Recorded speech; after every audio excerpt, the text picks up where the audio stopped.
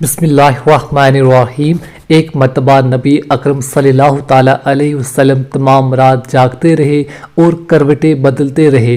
ازواج مطہرات میں سے کسی نے عرض کیا، یا رسول اللہ صلی اللہ تعالیٰ علیہ وسلم، آج نیند نہیں آتی۔ ارشاد فرمایا کہ ایک کھجور پڑی ہوئی تھی، میں نے اٹھا کر کھا لی تھی کہ ضائع نہ ہو، اب مجھے یہ فکر ہے کہیں وہ صدقے کی نہ ہو۔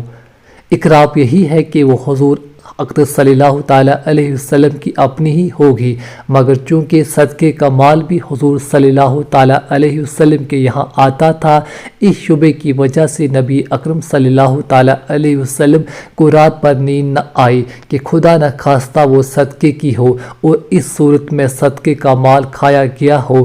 یہ تو آقا کا حال ہے کہ محض شبے پر رات پر کروٹیں بدلی اور نیند نہیں آئی۔ آپ غلاموں کا حال دیکھو کہ رشوت، سود، چوری، ڈاکہ، ہر قسم کا ناجائز مال کس سرخروی سے کھاتے ہیں اور ناز سے اپنے کو غلامان محمد صلی اللہ تعالیٰ علیہ وسلم شمار کرتے ہیں۔